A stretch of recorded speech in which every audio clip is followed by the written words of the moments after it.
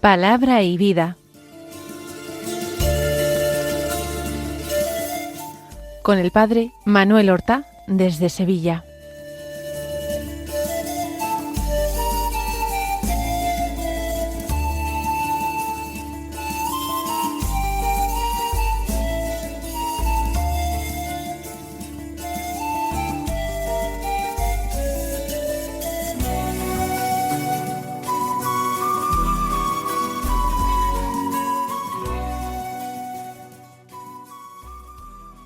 En el nombre del Padre, y del Hijo, y del Espíritu Santo.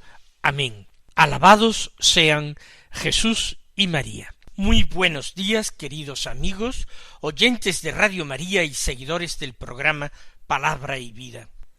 Hoy es el 27 de diciembre. Hace solamente 2 días celebrábamos la solemnidad de la Natividad de nuestro Señor Jesucristo. Y hoy celebramos la fiesta del apóstol y evangelista San Juan.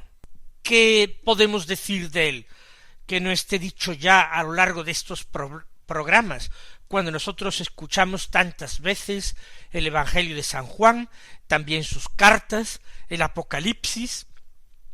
Era hermano de Santiago, hijos de Zebedeo, uno de los discípulos preferidos de Jesús, a quien en el cuarto Evangelio se le da el nombre de discípulo amado.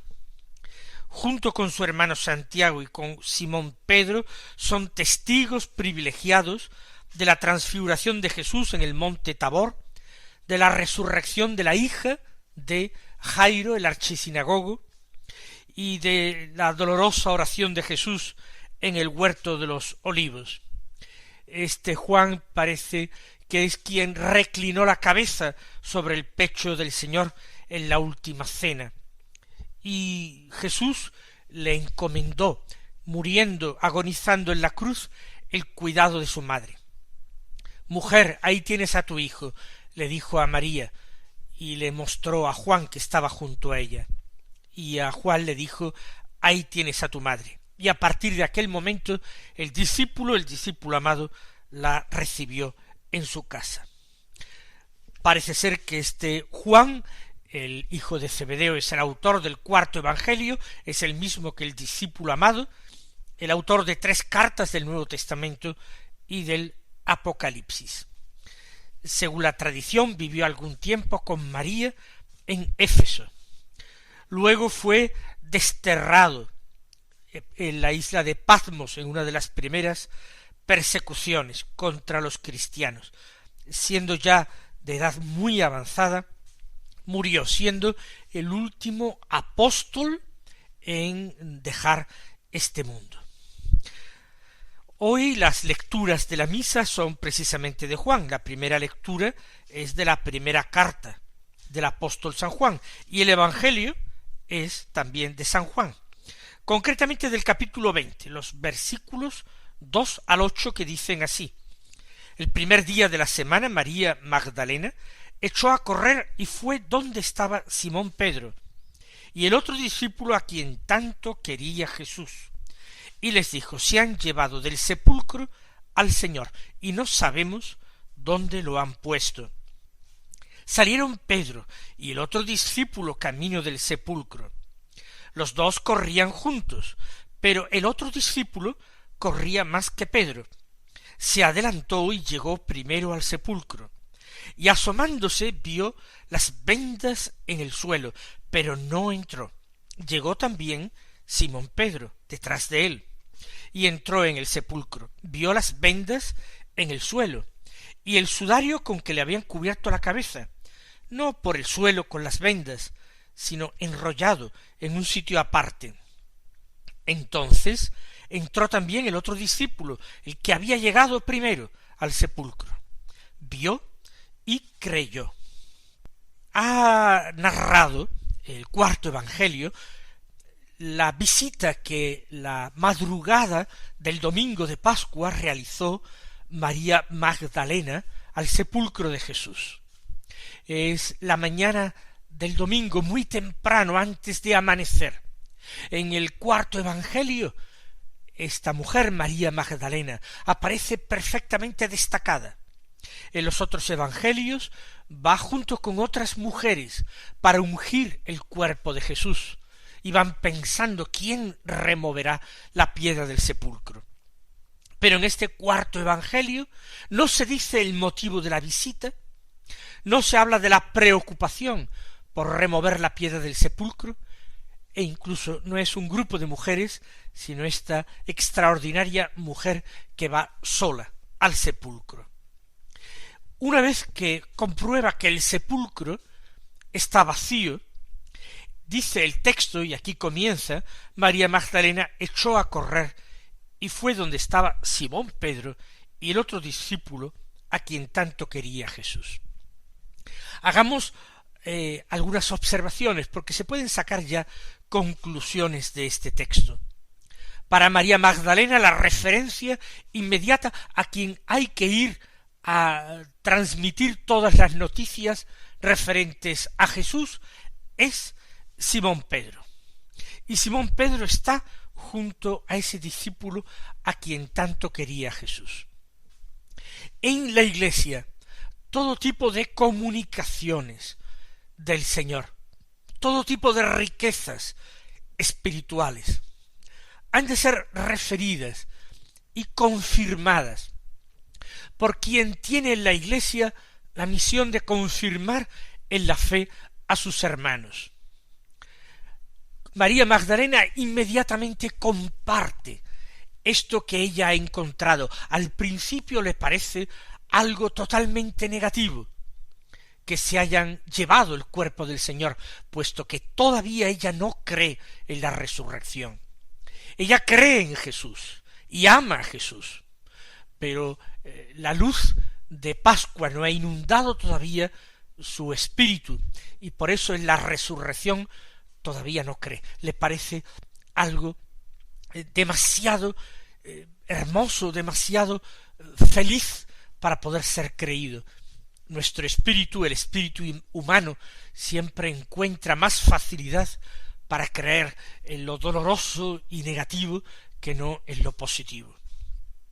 Así pues, Simón Pedro es el que tiene que confirmar a sus hermanos, y es el primero que debe ser informado del hecho del sepulcro vacío. Pero junto a Simón Pedro está el discípulo a quien Jesús tanto quería. Está Juan. Después de la pasión, muerte y sepultura de Jesús, no se han separado.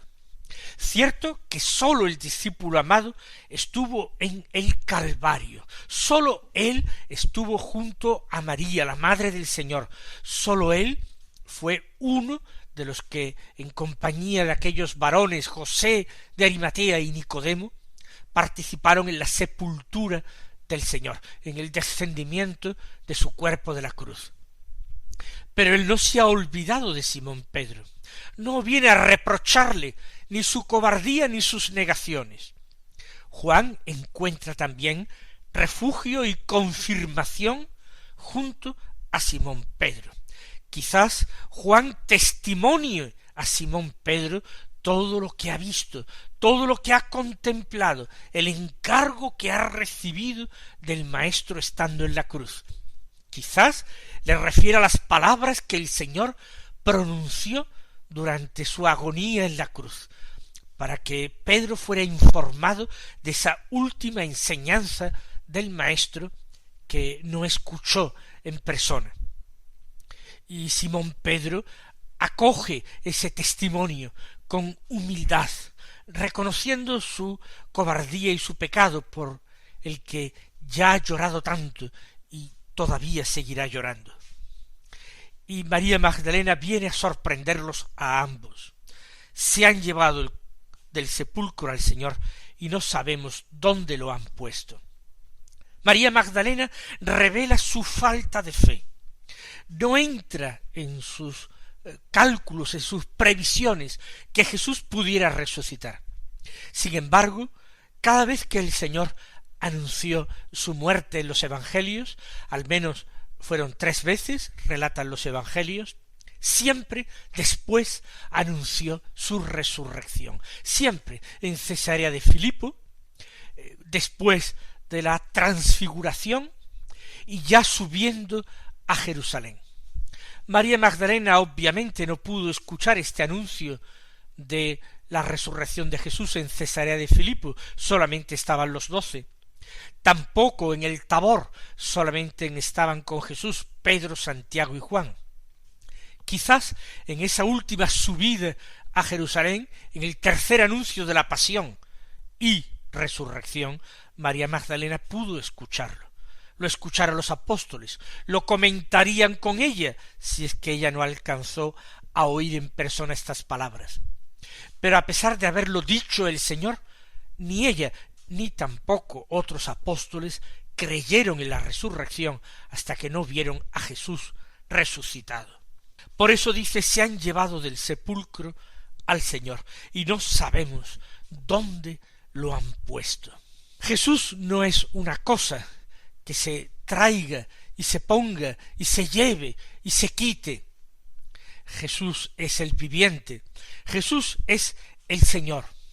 Pero para Magdalena ahora, y en la vida de muchos cristianos, tantos siglos después, la fe, la presencia de Cristo vivo en sus vidas, en su mundo, en su sociedad, no pasa de ser una idea que cuando incomoda o estorba, se aparta a un lado, que cuando puede causar problemas, se esconde, se tapa. Una idea que puede resultar bonita, ayudar a ponerme a mí en los momentos en que interese una etiqueta conveniente, pero nada más. La confesión del resucitado no puede ser nunca así. No es algo para traer y llevar, poner y quitar, sino que es la fuerza que se impone en nuestras vidas, que no nos permite vivir de la misma manera, que nos empuja a ser testigos de su resurrección continuamente y a entregar nuestra vida, si fuera necesario, como testimonio de esa resurrección.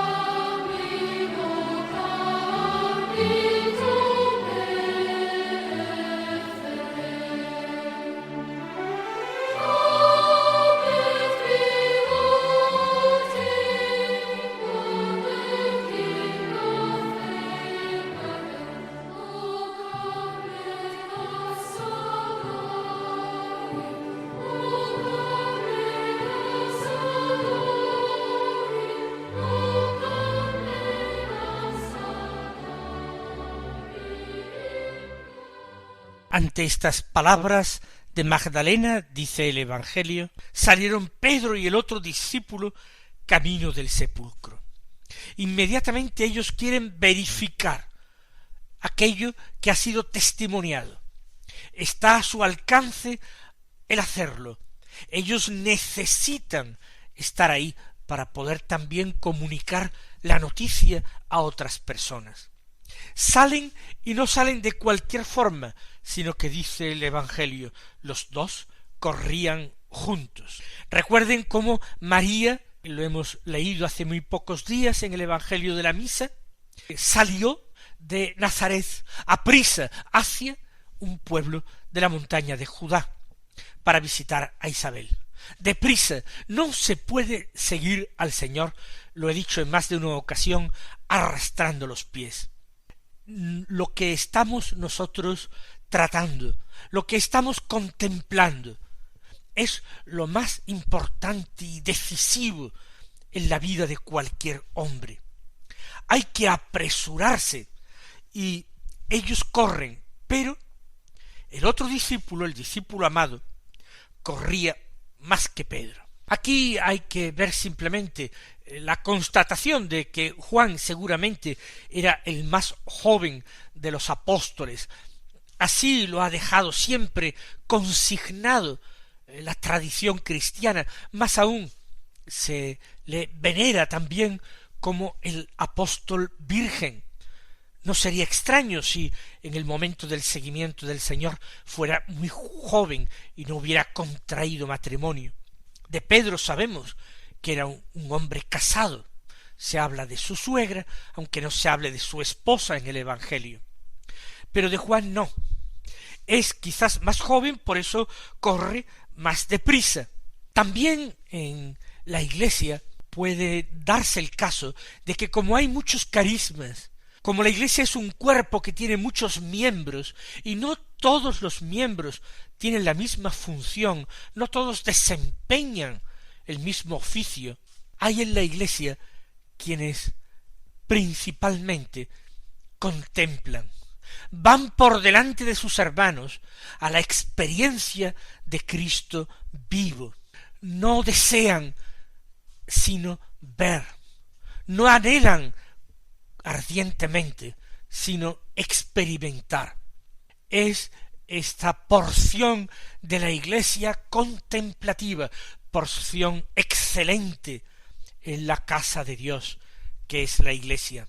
Así este apóstol contemplativo, que es Juan, corre y llega el primero, porque el camino de la fe es el camino más corto para llegar a Dios. Hay otros caminos también, el camino del estudio de las Sagradas Escrituras, el camino de la teología que usa las herramientas de la razón humana para llegar a la verdad. Pero aun existiendo esos caminos que es bueno que utilice Pedro, siempre el apóstol contemplativo llegará antes, porque la fe nos lleva en un vuelo a gustar y a amar lo que la razón tarda mucho más en encontrar. Asomándose, el discípulo amado vio las vendas en el suelo, pero no entró. ¿Por qué no entró? Porque guarda la primacía de Simón Pedro. Él es fiel a las palabras del Señor, aunque el Señor no esté ahora visiblemente en medio de ellos. Y es el Señor quien ha puesto a Simón Pedro al frente de su iglesia. Él lo ha hecho el primero entre sus compañeros, primero entre iguales, pero le ha dado la misión de confirmar en la fe a sus hermanos. Y entonces, por respeto, no quiere ser él el primer testigo inmediato, sino que se detiene a la puerta, mira y aguarda, mira y espera con total respeto y amor a la llegada de Simón Pedro. Simón Pedro es más lento, pero sin embargo no duda en entrar. Llegó detrás de él, pero entró en el sepulcro. Y como Juan ha visto desde la entrada del sepulcro, Pedro ve desde dentro del sepulcro las vendas en el suelo, y también el sudario con que le habían cubierto la cabeza, no por el suelo con las vendas, sino enrollado en un sitio aparte. Hay personas que estudian esto que aconteció la mañana de Pascua, y esta atención que presta el cuarto evangelio a los lienzos sepulcrales, y trata de sacar algunas conclusiones, como que el cuerpo del Señor se esfumó, se desvaneció en el momento de la resurrección, y el sudario quedó más que enrollado, utilizando otra traducción del griego original, quedó como aplastado. No fue quitado de su rostro el sudario que envolvía su cabeza, sino que la cabeza desapareció debajo de este sudario, y el sudario quedó aplastado. No estaba por el suelo con las vendas, sino que estaba en un sitio aparte. Independientemente de que esta interpretación que se hace, una interpretación moderna, que se apoya también en el estudio de esa magnífica e intrigante reliquia que es el Santo Sudario de Turín, Lo que importa es que Simón Pedro entra hasta dentro y comprueba con minuciosidad todos aquellos detalles, porque todo lo que concierne al Señor, todo lo que tiene que ver con Él, es importante. Todo ello merece ser conservado y transmitido. Cuando Simón Pedro comprueba estas cosas, entonces entró también el otro discípulo. Entró también el discípulo amado, entró Juan, el que había llegado primero al sepulcro. Podría haber entrado el primero, pero no quiso hacerlo. La fe no se compadece con la impaciencia.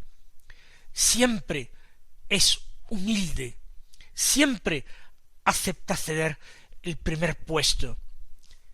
Él entra y es el que había llegado primero. Las palabras de Jesús todavía resuenan en su corazón.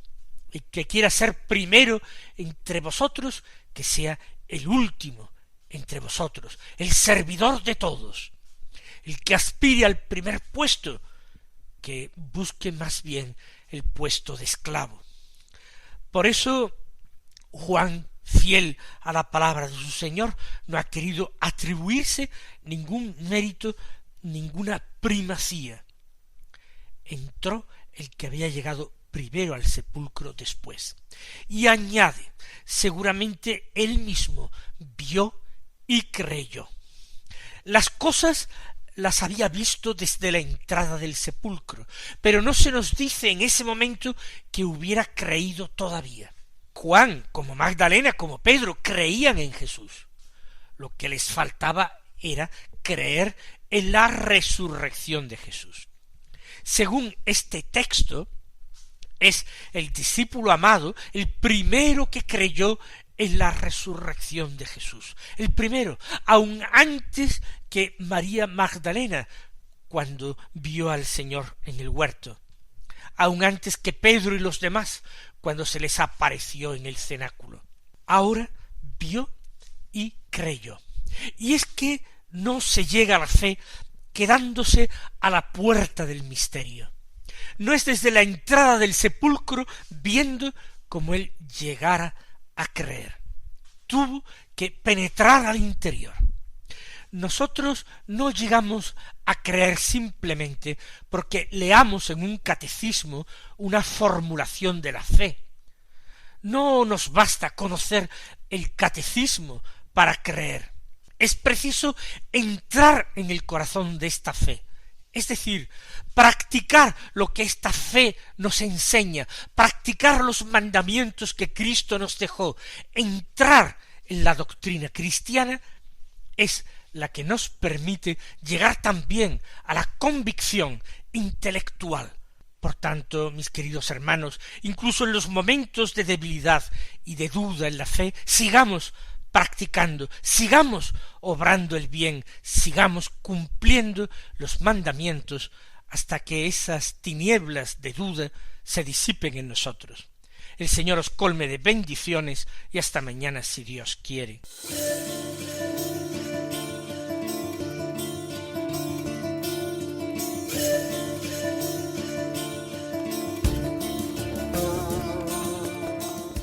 Han escuchado en Radio María Palabra y Vida, un programa que dirige el padre Manuel Horta.